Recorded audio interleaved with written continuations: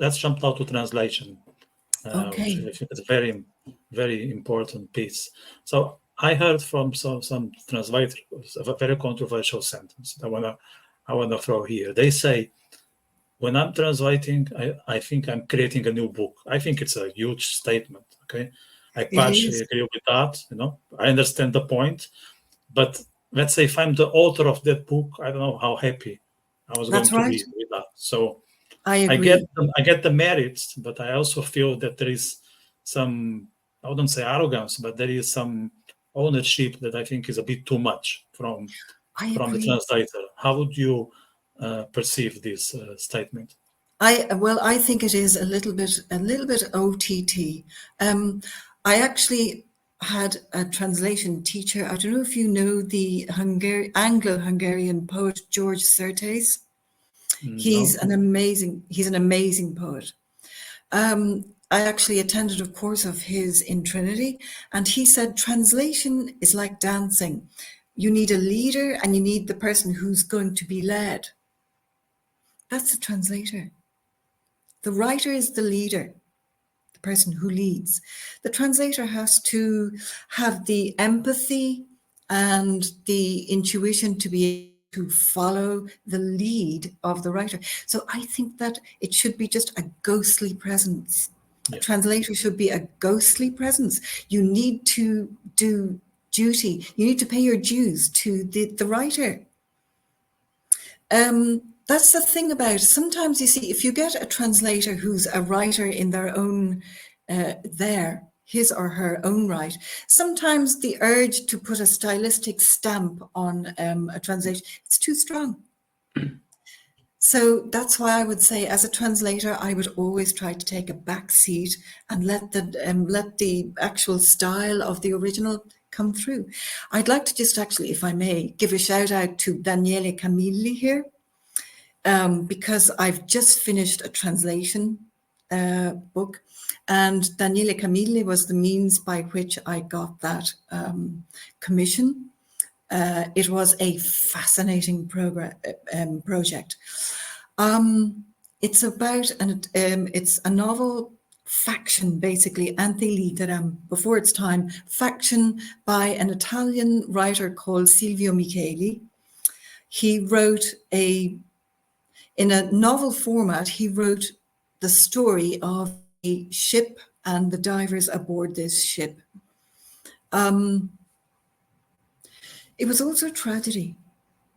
The divers, they were from Viareggio in Tuscany, and they were hired to locate a ship and then salvage the treasure aboard this ship.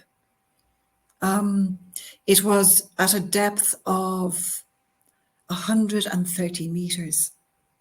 And this was all taking place between 1928 and 1932, when diving was in its infancy, as it were. But the head diver on the ship was a man of genius. He stopped going to school in second class, and he was sent out to sea. But that didn't stop him. He still used his incredible brain to create a number of devices that are still being used by divers now. Now, here's the thing. That translation work was a very steep learning curve. And not for the usual reasons, because there are two aspects to translation. One is the actual words, the building blocks. And the other aspect is the whole building. That is the meaning, the unsaid, reading between the lines. What's the meta meaning in something? So this translation project for me was a little bit different because paradoxically, it wasn't the actual cultural implications or the meta message about anything. That was fine. It was actually the building blocks, the words themselves. There was a lot of nautological terminology. So I had a very steep learning curve. I was immersed in nautical terminology for the last 2.5 years. I got to the end of it. It's being printed at the moment, and it's going to be launched on the 7th of December. So that's something I'm definitely looking forward to. It was a fascinating project. I'm delighted to have I'm delighted to have been given this opportunity. We'll put the links on the description that people can start to see where is it or where they can find it. Let's stay on the translation because I have a lot to go through on this. So when I that there's Portuguese from Portugal, Portuguese from Brazil. There's a massive difference. It's a massive difference. It's more or less like English in Ireland and the UK and English in the States. That's the analogy I usually use to tell people. So if I'm translating a piece from English to Portuguese, I need to be very aware of the market. So I always speak to the person and say, what's your objective? Do you want to make sure that this will reach the Portuguese audience or the Brazilian? I don't want to find a middle ground because it makes a big difference. People have different aspirations, but it's most of the times up to the publisher. But sometimes the person is just interested in having it translated, and then they will knock the doors of the publisher. So in your case, how would you approach the English-speaking public? Would you think of the Irish? Would you think of the American? I know the differences are not huge, but there is some cultural difference. There are some cultural differences. There are also some grammatical spelling differences as well.